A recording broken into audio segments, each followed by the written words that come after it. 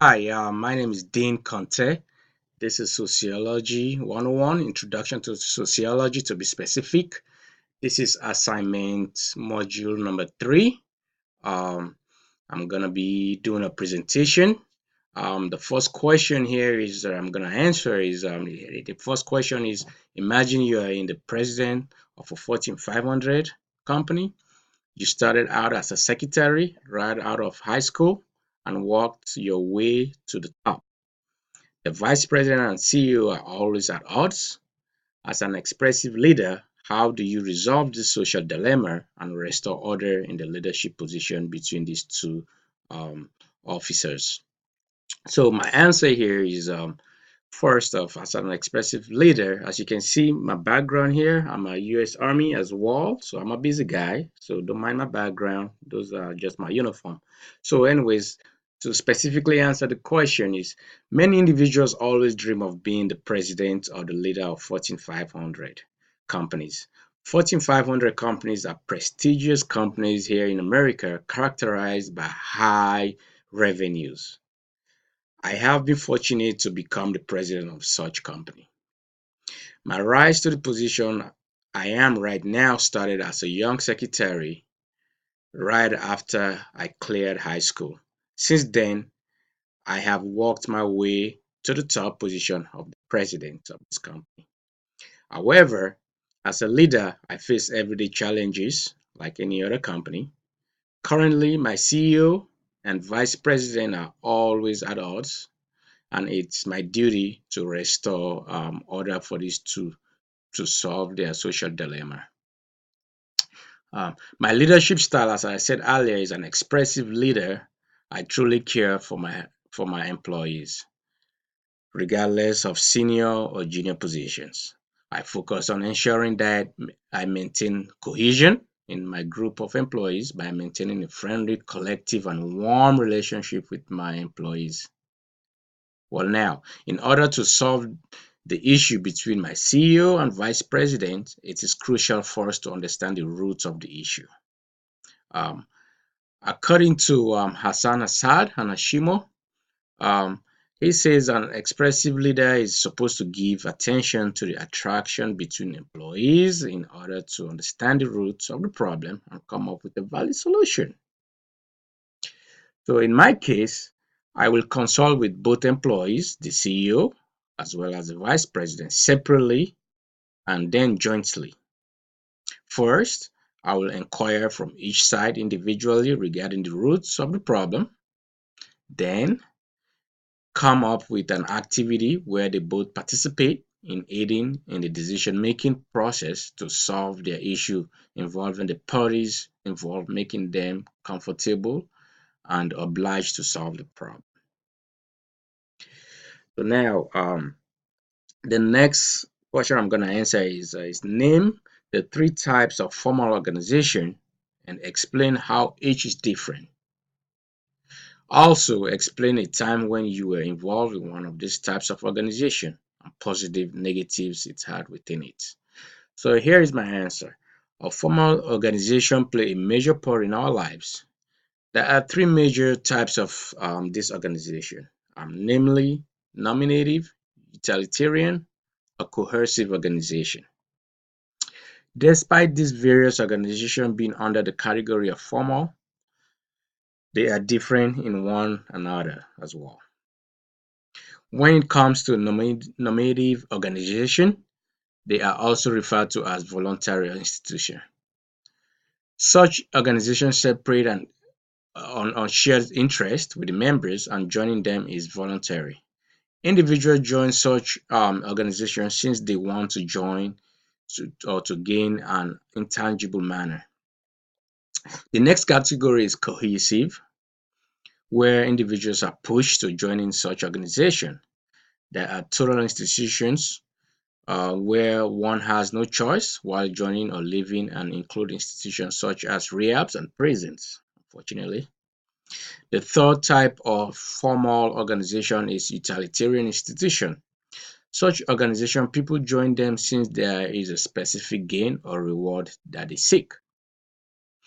This organization includes schools, which I'm part of now, where people join to attain knowledge, and workplace where people join to earn. Okay. A time when I was involved in one of these organizations is during high school. This is a type of utilitarian institution which maintains control, but at the same time, it has a purpose and it is a productive.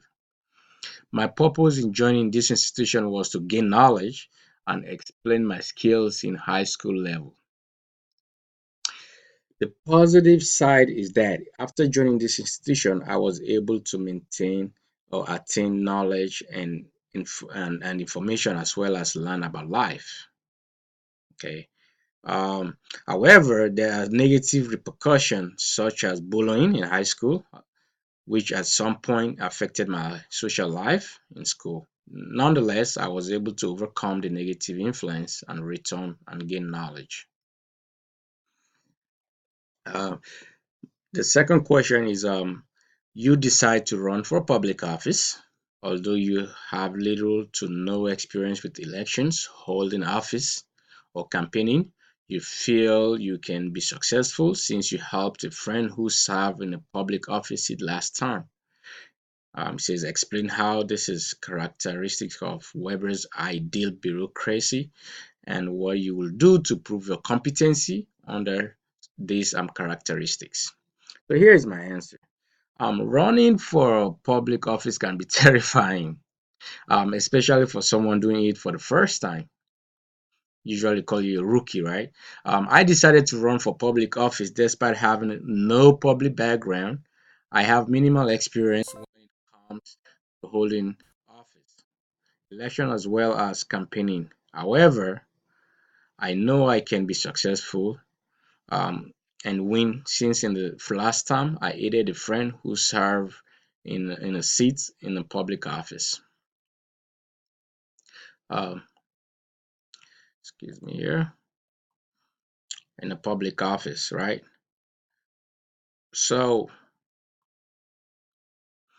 according to Weber, it says bureaucracy is a rational form of administration that forms the basis for its system formation, which is developed to ensure effectiveness and efficiency by bringing an institution power structure into play. Based on this analysis, I believe that Weber's description of bureaucracy, especially in the government, will work in ensuring my success. For example, um, using the authority before me, there is higher authority, like my friend who has been in office before I will aid in ensuring that I am able to complete my task effectively. Weber insists that through the bureaucracy of the hierarchy of power, one can be able to run an administration using instructions from the above office. Weber ideal bureaucracy also insists on the division of labor. Um, Through the division of labor, I will be able to prove my competency to the public by ensuring that I assign appropriate duties to individuals that are qualified and deserve it. Um, my experience helping my friend in office has also improved my capability and ability to run an office rationally and ensure that operation runs smoothly, okay, and effectively as well, and efficiently. Moreover, with the help of individuals that will be able to work under me, I will be able to ensure that all duties are carried out appropriately. So, lastly, um, the last question I will say, as a creative manager of a small group of employees in the advertising department, you notice one of your designees has withdrawn from the meeting offering no input. This employee's alienation concerns you. What will you do to socialize these employees and engage them into their jobs?